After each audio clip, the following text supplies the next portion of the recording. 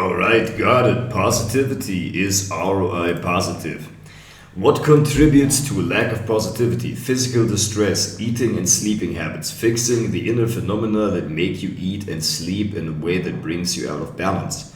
You make better decisions, you make faster decisions, you act more on the decisions that you made, you feel that you deserve more.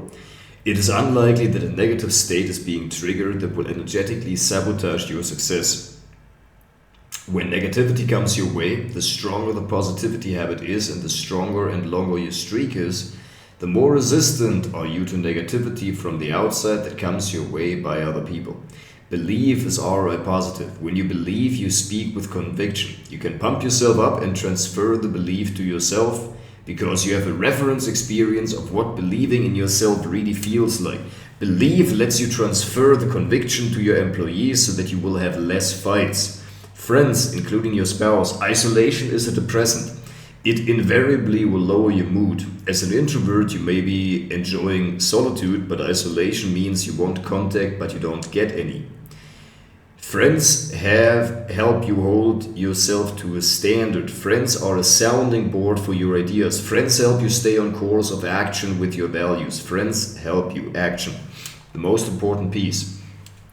It is in the action that life changes. Even without positivity, belief in friends, you can change your life, but the hazard is that you will unconsciously take the wrong actions or actions that are related to coping whenever you are not positive and convicted. We want to take the right actions in the right way at the right time. These four are the fundamentals of personal development. If you feel inclined to the direction of the law of attraction, positivity and belief will raise your vibration and enable you to receive ideas, insights, and help that are resonant with the energy that you hold. You will unconsciously reject higher vibe opportunities, and the mind will find a way to justify it. If you are not in a high vibe state, that's why positivity is crucially important. If you feel inclined to the direction of no excuses, hard work, get strong and achieve through breaking through your fear, then you will find that people who surround yourself with are a key factor in being as strong as you can be, because you on yourself can only be the strongest when you are fighting as a team. Exactly. Positivity and self-belief will not only help you to work your hardest, you will also spend less time in low energy states where excuses need to be battled. So you don't need to spend your energy fighting your excuses, fight your progress instead. When you truly embody positivity and belief, you will get access to people who wouldn't normally have access to because they respect you for it. Being negative and selfish is easy. Being positive and believing in oneself so much so that it shows is difficult. Because it doesn't come naturally. It needs to be trained, and that's what people respect you for. If you feel inclined to the direction of healing, work to improve your life. By working on being more positive and believing, you are less likely to enter into negative states that could reinvigorate a trauma response. Now, the trauma reinvigorates the state, but it does go both ways. When you are more positive and believing, you handle your daily tasks easier, which leaves you less exhausted at the end of the day. Positivity. Positivity is the one metric that we measure throughout the day. Why do we focus on positivity? Because positivity is ROI positive. Positivity will help you make your life better. Positivity is worth it because you make decisions faster. Negativity makes you take more egoistic motivations and worries into account. It takes you longer to think through decisions and gather the data to make the decisions. Positivity saves time on each decision made from the state. You make the same decisions in the same time and can make more decisions and get more done. You make better decisions. You are more likely to act upon the decisions that you made. You can see things from a larger perspective, helping you to come up with more creative solutions to complex problems. In negativity, you are inside of yourself. In positivity, you are more likely to take employees and customers into account. Others are more likely to say yes to what you ask. You feel more deserving because you feel the way you know you want to feel. You feel more deserving to make an ask and accept you feel good about yourself because you feel good about yourself. You have more energy because negativity uses up a lot of energy, whereas positivity generates energy from within. It is easier to convey ideas. You come up with creative ways to convince somebody and say the right thing in the right moment.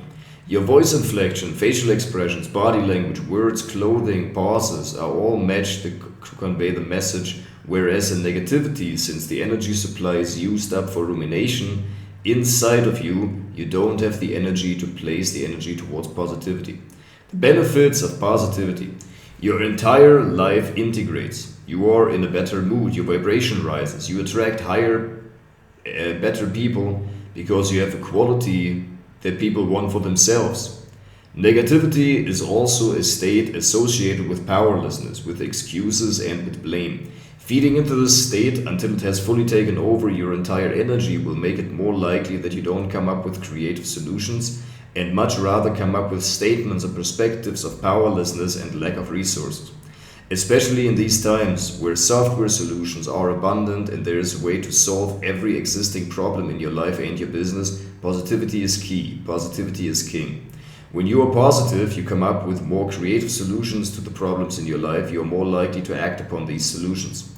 Overcoming the friction of inaction is easier when you are positive and in a high vibrational state. Have you ever been in a really deep negative state and somebody tried to make you laugh or cheer you up?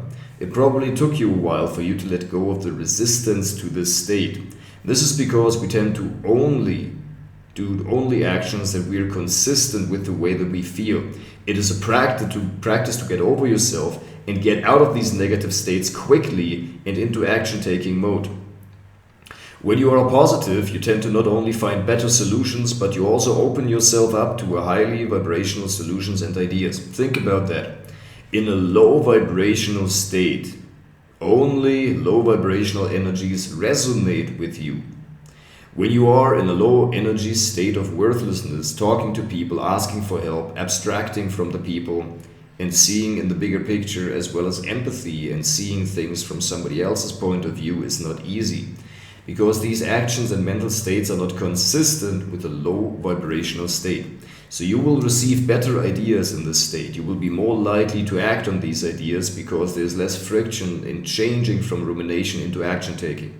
The actions that you take will be less about you and more about other people, which is the key in order to make your situation change and have the change last. You are able to take on a different level, on a different perspective when you are positive. You can see the situation in the perspective of the world, of the whole. You have a more integrated understanding of the workings of life. You are more likely to cheer other people on and want them to feel good. Also, whereas when you are in a negative state, you don't want to face the fact that you are not feeling as good as other people, and you are likely to avoid others and are less likely to share positivity because you have none of it inside of you.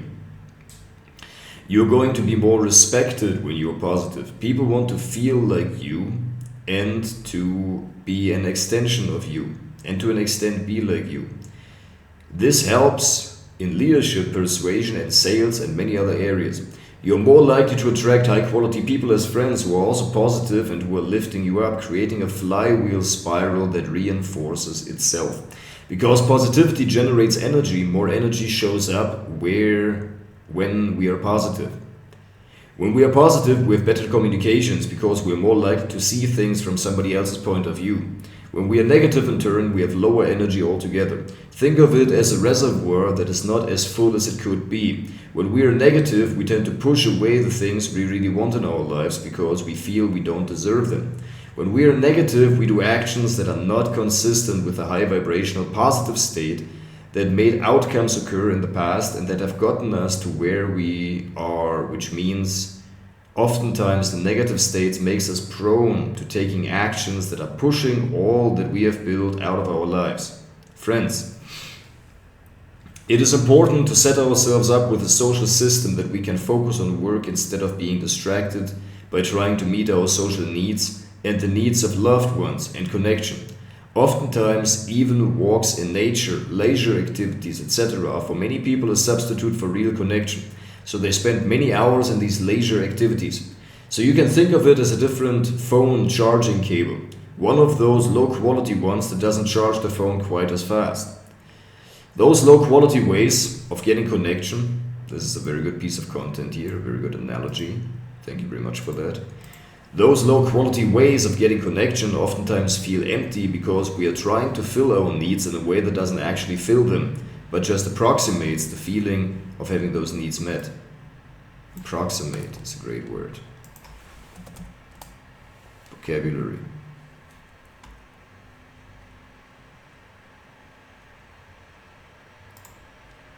Anyways. When we find ways to meet our needs for connection and love through true friends among our spouse, the following benefits occur. Your friends tend to hold you to a higher standard. Your friends will call you on confusions, excuses. Your friends when they are quality ones. Benefits of energetic alignment. Coping behaviors that you take involuntarily are falling away. You are not going to waste the time and energy on this activity. You are also going to lose out on the energy you could have placed into skills or relationships that could have grown but didn't. And since growth compounds, you will lose out on the future growth, and this loss can be massive. How many times have you lost out on opportunities and lost out on a lot of money because of this? When opportunity meets preparation, riches accumulate.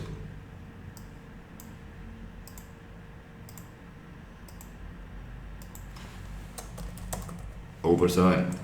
But when preparation is missing, the opportunity is being passed up or cannot fully be leveraged. You are missing out on all the compound growth that you could have had. And the negative behavior is suppressing your energy. So you are losing energy now, and you are losing the energy potential that you could have had in the future. It lowers your vibration, budget, and positivity. Budges your positivity. All of these incremental improvements make a massive difference over the course of a lifetime into the future. It lowers your belief and it affects your relationships. Energetic imbalances are being discovered. Energetic sounds so elusive, but we all have different energies running through us. There is, for example, emotional energy. You know it when you're emotionally charged or when you feel emotionally empty. You know probably that the energy of sadness, defeat, or regret feels like, or what anxiety feels like. These are emotional energies.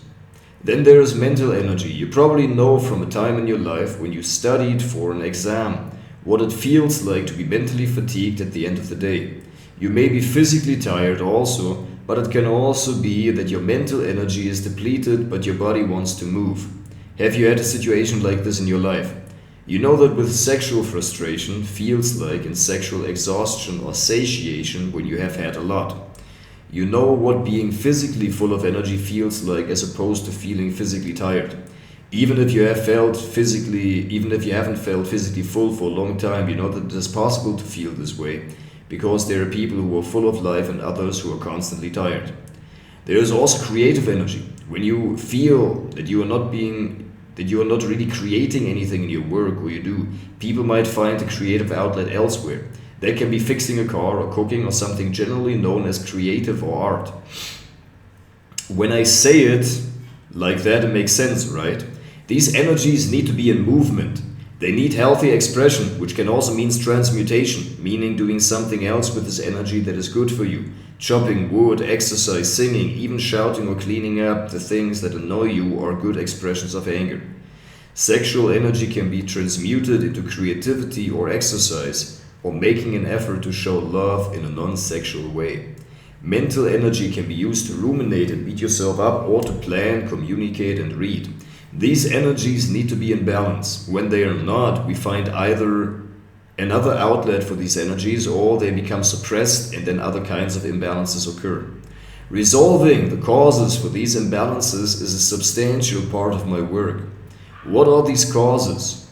They can be beliefs of what is or isn't appropriate, what expression or energy is or is not in alignment with who you are, what had been rewarded earlier in life and what hasn't, etc. We also have emotional needs that, depending on what had been our filter for love, can reconnect with these energies. When there are, for example, behaviors that our systems has remembered as being affected in restoring an imbalance to balance, we are likely to go back to it. For example, when somebody wants to stop drinking or masturbating or eating donuts, etc. But due to the belief, etc., his energies are blocked so that the charge rises and rises. Eventually the system will give in the form of loss of willpower. and the behavior will occur again because the system remembered this behavior as a sure way to restore balance. For that reason, oftentimes we believe we need to overcome a behavior.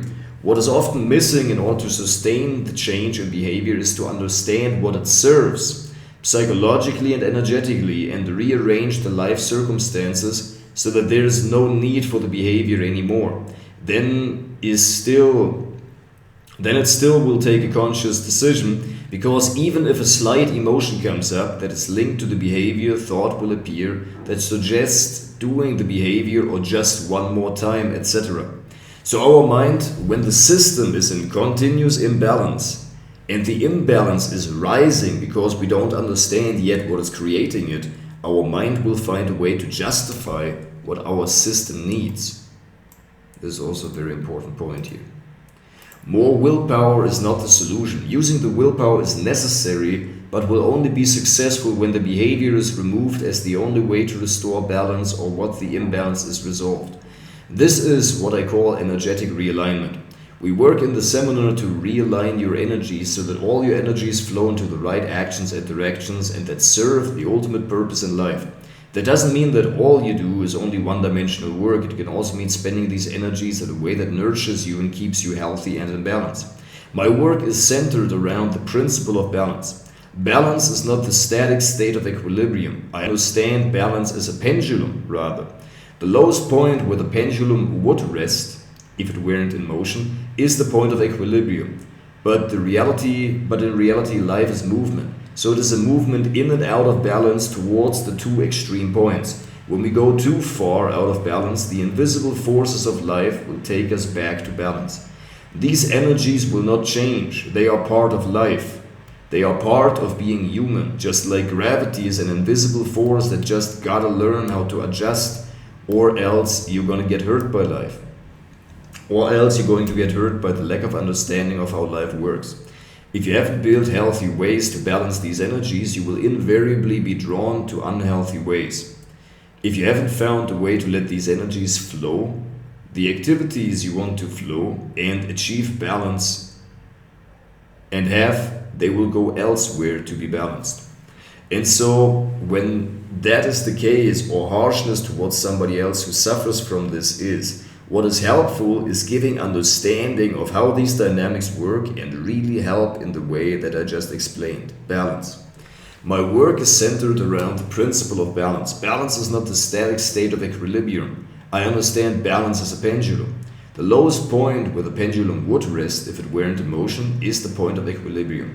But in reality, life is movement. So it is a movement in and out of balance towards the two extreme points. When we go too far out of balance, the invisible forces of life will pull us back. Why do I procrastinate? Why do I procrastinate? Procrastination comes from fear. We are fearful of what the outcome of the action would mean to us emotionally. Oftentimes, these emotions that we are trying to avoid are related to status. How we are being perceived in society based on what we do, how we look, and how we act. Procrastination is the result of fear, fearful action. When we procrastinate, there are different types of procrastinators. But the question is not so much why do I procrastinate, but what do I need to do in order to make it stop? Procrastination comes from fear. It is the fear of what it would mean to us emotionally, either the action taking in itself and the implications for our status and perception in society and among our friends, or what would that outcome mean to us? How to stop self-sabotage. In order to find out how to stop self-sabotage, we need to find out what self-sabotage actually is and why it happens. Once we understand why it happens, we can properly address it. Positivity. Welcome to Incantation Nation. This is the first section, positivity. So why do we focus on positivity and why is it important for your life? How will it benefit you and what do you get out of it when you are positive? Positivity is alright positive. That means you get more than what you put in order to be and stay positive. And we are measuring the positivity the positivity that you are feeling, and we are measuring the positivity that you are feeling with our revolutionary life success.app, so that you can easily enter your data and track your progress on your path to being as positive as you can and have fun regardless. Positivity is ROI positive. That means that you can get out more than you put in. This is good.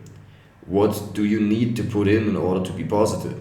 First, we cut out everything that triggers negativity. Then we train our mind and emotions towards positivity. Then we resolve imbalances within ourselves that we are not drawn into negativity because of secondary gains. But first of all, why are we negative? What does negativity solve? Negativity comes easy. It is easy to look at the negative, especially when we have trained ourselves and learned to look at the negative constantly, because this is likely what our parents or caretakers of or other people that we surrounded ourselves with did when we grew up. But negativity can serve much more subtle purposes than just being automatic. Oftentimes we are negative because we surround ourselves with negative people and we do not want to upset them. When we are positive, which is what also would want to be, we fear that we might offend them and in so doing lose the friendship, which feels scary because it is probably a source of connection, if not love for us. Exactly. We can be negative because negativity helps us release stored emotional charges in the system. When we sit all day and work in a way where we don't express ourselves, emotional charges get piled up. Negativity expressed as anger-related emotions may help us release tension from holding on to emotions, and sadness-related emotions that may help us feel connected to ourselves and soothe ourselves in the process. We can be negative because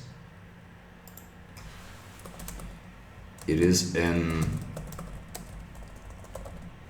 emotional feedback mechanism of how well our life is working or not.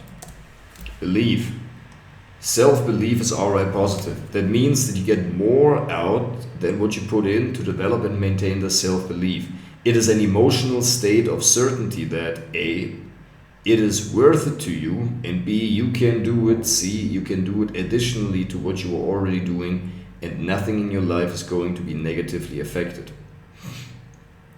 Self-belief is an emotional state. So oftentimes when we believe in ourselves, we want to find out what are the reasons that I don't believe. So we want to take a look at the inverse. And that is what decoding human behavior is all about. We find out why do we not take the actions that we want to take, and how can we get ourselves to taking the actions that we do want to take. And here's something that's very interesting that I've discovered and unearthed over the years. In my own life, I was always asking myself, how can I, in my own life, I was always asking myself, how can I actually get to take the actions that I want in order to build the life of my dreams? Because I was clear about what I wanted. I just could not get myself to work towards it consistently and to have my life in order without any kind of weird dependencies or bad habits or just this emotional extreme kind of thing that was going on there. And so I was asking myself, how can that be done? How can I do that? Great. And so I was asking myself, how can that be done? How can I do that? And I found the answer to that is oftentimes it really is about setting yourself up with the right life circumstances, because for us to take the right actions, oftentimes it's the life circumstances that are missing. There's nothing wrong with you inside of you. Now, there might be something that's suboptimal, but also if you would say, well, there is a problem here in the system, an error message, or the flow of water is being obstructed, there's something in the water that we got to take out, then you're there's not something wrong with it, it's just a thing to take care of. So if you have something inside of you, like some repressed emotions, or repressed emotions or an unhealed trauma, for example, something else that is inside of you that you haven't quite fully addressed yet, then it might make sense to take this out. And so for us to take the actions that we want to take, we want to find out either what would it mean to us if we were to take these actions, second of all, or what are contrary actions, what are we doing instead? Oftentimes it is that, what are we doing instead? all we also have to take a look at is like, do we have the energy to take the actions that we want? It's like, oftentimes it comes down to that people don't work because they actually feel tired. And they are mentally fatigued and like foggy in their brains. And then it's the question, why is that? Now there can be just a very normal thing of being overworked because you only have so much energy. And if you spend your energy on small tasks like cooking, cleaning up, driving errands, then all of your energy is being consumed and you're not really getting forward. You're just maintaining. You're just running around and maintaining everything. And in the process, things are getting worse. And if you're maintaining everything on the outside while neglecting your own body, then you're not actually maintaining at all. You're just deteriorating. You and your ability, you become weaker because you become sicker. And that is to be avoided. So what we want to be doing instead, we want to find a way to systematize and automate and let go of things, because the reason why you feel there are so many systems on the outside to maintain is because you're hanging on to them in a way. Simplification, also in a business can be simplification. But here's a story that you may not know. Because he has actually never shared them. It's something that I read between the lines.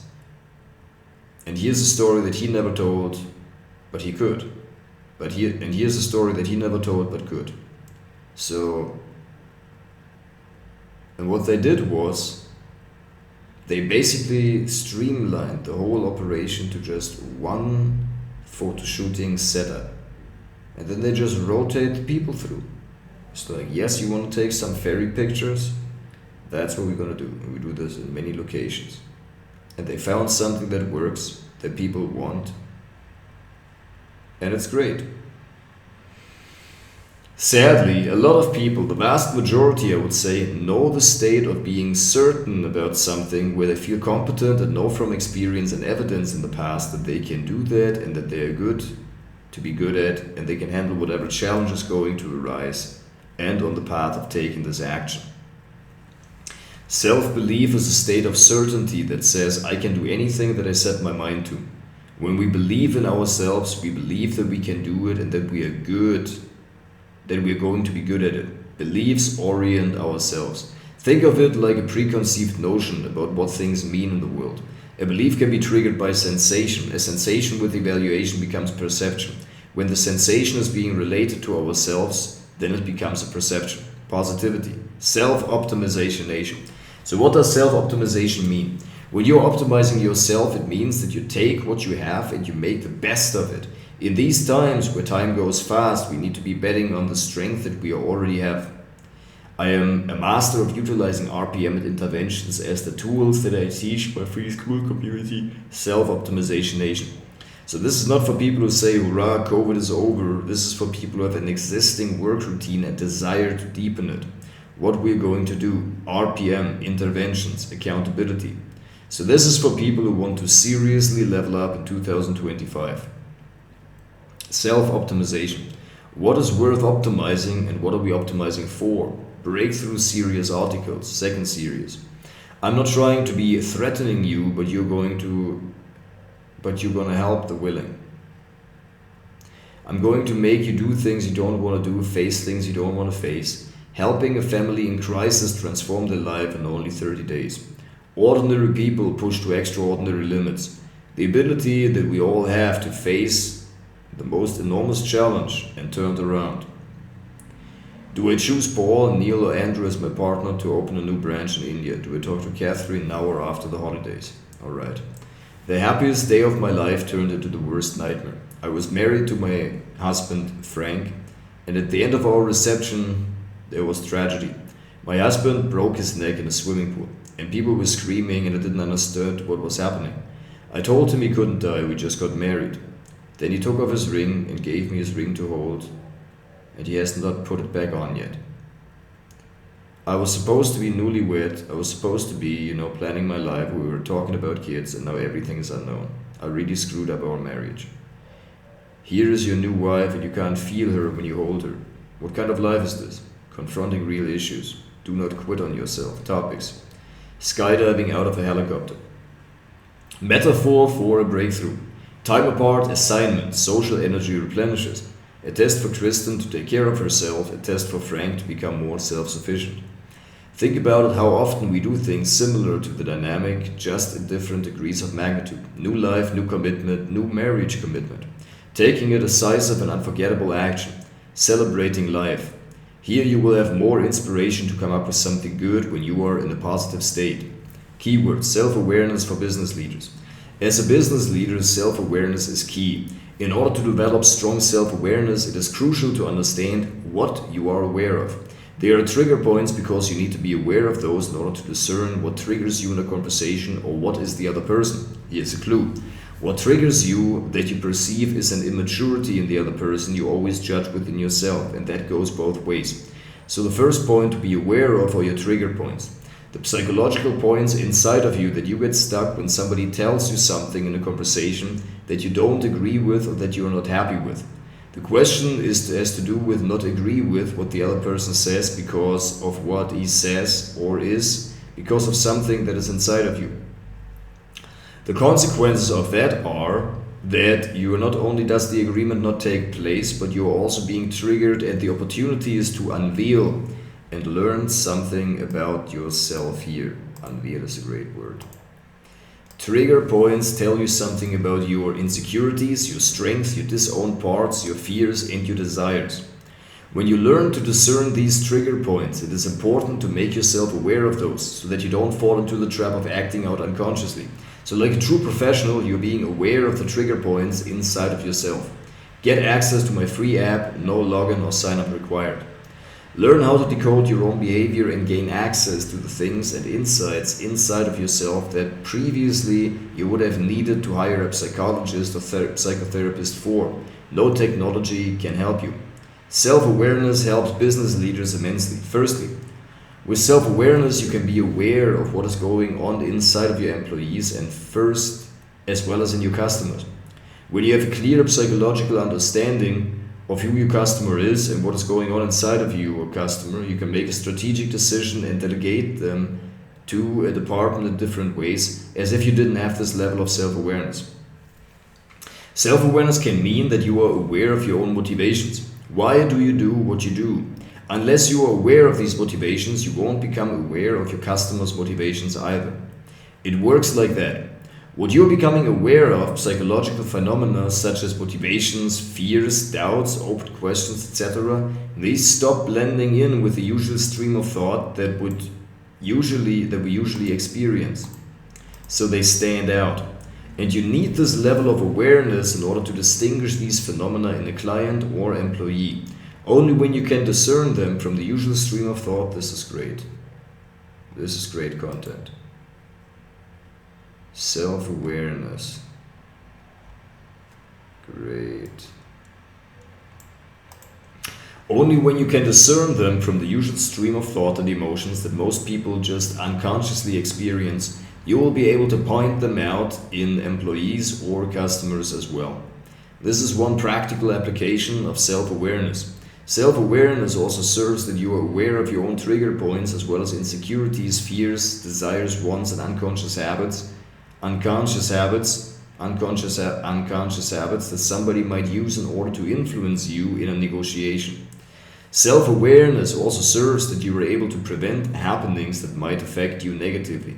In order to be the leader that you know that you should be, you need to be able to have an acute sensitivity to your own energies. Acute, it's a great word as well. So that you can read your energy levels and can prevent mess-ups in this way. Common problems that happen when somebody does not have the self-awareness necessary to spot these energies and energetic movements within oneself are physical breakdowns. This is a great piece of content here. Physical breakdowns, such as catching a sickness. It takes self-awareness of how strong your immune system is and how far you have been pushing your nervous system, and it takes acute sensitivity and sensory acuity in order to know when to stop. Take rest so that you don't crash, which costs you not only the time and the long run, but it makes you dwell in negative emotions which affect your work performance and your own self-belief long term. You want to be aware of your mental energy expenditure. Incorporate ways to rest your mind when your body is active. Team sports or partner sports such as tennis, golf, etc. help engage the body, relieve tension, and let mental energy recuperate, because you are not just thinking, strategizing, and planning in these moments. Furthermore, it strengthens important relationships with other people that come in handy for you. You also want to be self-aware of your needs for connection. Now, as a manager who is interacting with people all day, you probably have not felt deprived of social connection for a long time, if ever. But people who do a lot of thinking work and solo work benefit from the self-awareness of how much needs of connection they have. You also want to be aware of your resistance towards irritation. When you feel irritated easily, your work performance drops significantly. You want to be aware of your consistent level of positivity that you can generate and maintain, because positivity is ROI positive in many ways. You want to be able to be aware of the level of belief that you have. Whenever you feel that you don't believe as much in the common cause or in your team, or even worse, in yourself, then this affects your work performance and how you show up. And the energy that you emit as a leader is crucially important for the team's work performance.